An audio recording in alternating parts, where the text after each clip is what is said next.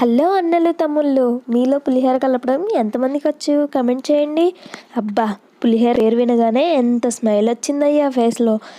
పొరపాటు పడతారేమో, నేను మీరు కలిపే పులిహోర గురించి మాట్లాడట్లేదండి, గుళ్ళో పెట్టే పులిహోర గురించి మాట్లాడుతున్నాను. అదంతా సరే కానీ మీలో ఎంతమంది ప్రసాదం కోసమే గుడికి వెళ్తారు? గుండెల మీద చెయ్యి వేసుకొని నిజం చెప్పండి. ఏదేమైనా గుళ్ళో పెట్టే ప్రసాదం నిజంగా అమృతంలా ఉంటుంది కదండి. సరే కానీ అవన్నీ పక్కన పెట్టేసి ముందు పులిహోర ఎలా ప్రిపేర్ చేసుకోవాలో చూద్దాం రండి. ముందు ఒక 2 గ్లాసుల అన్నంని వండుకొని పక్కన పెట్టుకోవాలి. అన్నం పొడి పొడిగా రావడం కోసం ఒక 2 టేబుల్ స్పూన్ నూనె వేసి బాగా కలుపుకోవాలి. నూనె దేనికోసం అంటే అన్నం పొడి పొడిగా రావడం కోసం ఈ నూనెని వేసుకోవాలి. ఇలా వేసుకొని ఒక పక్కన పెట్టేయాలి. ఇప్పుడు ఒక మీడియం సైజ్ మామిడికాయని తీసుకొని శుభ్రంగా కడిగేసి దీనిపైన ఉన్న చెక్కు మొత్తాన్ని క్లీన్గా తీసేసుకోవాలి.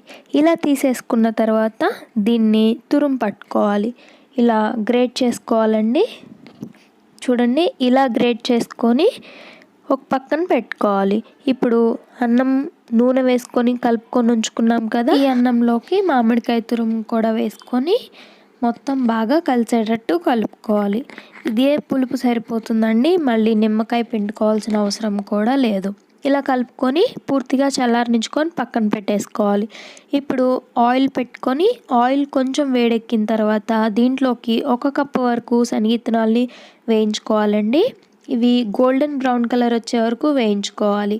ఇవి తీసి ఒక బౌల్లోకి వేసుకొని ఉంచుకోవాలి. ఇప్పుడు తాలింపు కోసం ఒక బాండీ పెట్టి దీంట్లోకి 2 టేబుల్ స్పూన్ల ఆయిల్ని వేసుకోవాలి. అలాగే 1/2 టేబుల్ స్పూన్ వరకు ఇంగువను వేసుకోండి. ఇంగువ వేస్తే రుచి చాలా బాగుంటుంది మామిడికాయ పులిహోరలోకి. ఇప్పుడు 2 ఎండుమిర్చిని చిన్నగా కట్ చేసుకొని వేసుకోండి. అలాగే 1.5 టేబుల్ స్పూన్ వరకు ఆవాలు, 1 టేబుల్ స్పూన్ మినపప్పు, 1/2 టేబుల్ స్పూన్ జీలకర్ర, 1 టేబుల్ స్పూన్ పచ్చిపప్పును వేసుకోండి. పచ్చిపప్పు ఎక్కువ ఉంటే మామిడికాయ పులిహోరకి చాలా టేస్టీగా ఉంటుందండి. ఇలా మొత్తం ఫ్రై అయ్యేలాగా ఫ్రై చేసుకోండి. ఇలా కొంచెం ఫ్రై అయిపోయిన తర్వాత దీంట్లోకి 1/2 టేబుల్ స్పూన్ పసుపు, అలాగే 6 పచ్చిమిరపకాయల్ని మధ్యలోకి చీల్చుకొని వేసుకోవాలండి. ఇలా వేసుకొని తాలింపులో ఫ్రై చేసుకోవాలి. ఈ పచ్చిమిరపకాయలు సగం వేగితే సరిపోతుందండి, పూర్తిగా ఫ్రై అవ్వాల్సిన పని లేదు.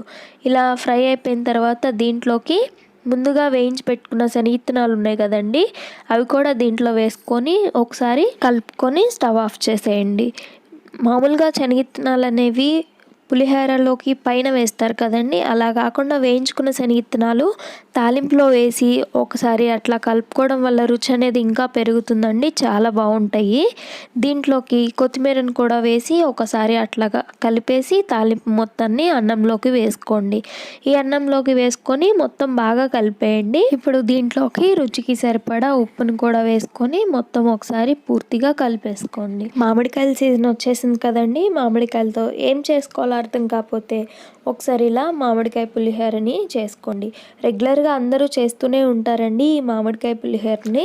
ఎవరైనా తెలియని వాళ్ళు ఉంటే వాళ్ళ కోసం ఈ రెసిపీని పోస్ట్ చేస్తున్నానండి. అంటే న్యూగా మ్యారేజ్ అయిన వాళ్ళు లేదంటే బ్యాచిలర్స్కైనా కానీ ఈజీగా యూజ్ అవుతుందనేసి ఈ రెసిపీని పోస్ట్ చేస్తున్నానండి. దీనికి కాంబినేషన్ బజ్జీ కదండి, ఆ బజ్జీని ఎలా ప్రిపేర్ చేసుకోవాలో చూద్దాం. ఇప్పుడు ఒక బౌల్ తీసుకొని దాంట్లోకి 1 కప్ శనగపిండిని వేసుకోవాలి. రుచికి తగ్గ ఉప్పును కూడా వేసుకోవాలి. అలాగే 1 టేబుల్ స్పూన్ వరకు బియ్యపిండి వేసుకోవాలి. 1/2 టేబుల్ స్పూన్ వంట సోడాను కూడా వేసుకోవాలి. 1/2 టేబుల్ స్పూన్ పసుపును వేసుకోవాలి. పసుపును వేసుకోవడం వల్ల కలర్ అనేది వస్తుంది. ఇది మొత్తం ఒకసారి బాగా కలుపుకొని కొంచెం కొంచెంగా వాటర్ని వేసుకుంటూ బజ్జీల పిండి మాదిరిగా కలుపుకోవాలి. బియ్యం పిండిని వేయడం వల్ల దీంట్లోకి క్రిస్పీనెస్ అనేది యాడ్ అవుతుంది. ఇది ఆయిల్ హీట్ అయిన తర్వాత 1 స్పూను ఆయిల్ని ఈ బజ్జీల పిండిలో వేసామంటే బజ్జీలు అనేవి గుల్లగా వస్తాయి.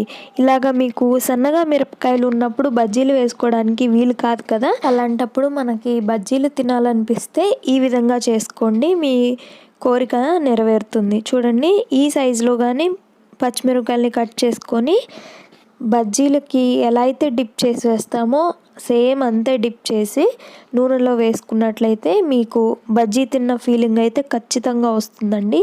మీకు అలాంటి మిరపకాయలు దొరకనప్పుడు సన్నగా ఉన్న మిరపకాయలు ఉన్నప్పుడు మీకు బజ్జీలు తినాలనిపించినా మీరు వెయిట్ చేయాల్సిన పని లేదండి. లావు మిరపకాయలు వచ్చే వరకు ఇలా సన్న మిరపకాయలు ఉన్న వాటితోనే ఈజీగా బజ్జీలు వేసుకొని తినేయచ్చు. ఇవి గోల్డెన్ బ్రౌన్ కలర్ వచ్చేసిన తర్వాత వీటన్నిటిని ప్లేట్లోకి సర్వ్ చేసేసుకోవడమే. మీకు ఎన్ని బజ్జీలు అయితే కావాలో అన్ని బజ్జీలు ఇలాగే వేసుకోవాలి. ఇప్పుడు పులిహోరని బజ్జీతో తింటే ఎంత అంటే అంత బాగుంటుందండి. అంత కమ్మగా ఉంటుంది. అసలు ఆ పులిహోర బజ్జీ కాంబినేషన్ వింటుంటేనే స్వర్గంలోకి వెళ్ళిపోతారండి. మీలో ఎంతమందికి ఈ పులిహోర బజ్జీ కాంబినేషన్ అంటే చాలా ఇష్టం? అలాగే మామిడికాయ పులిహోర అంటే మీలో ఎంతమంది ఇష్టపడే వాళ్ళు ఉన్నారో కామెంట్ సెక్షన్లో షేర్ చేసుకోండి.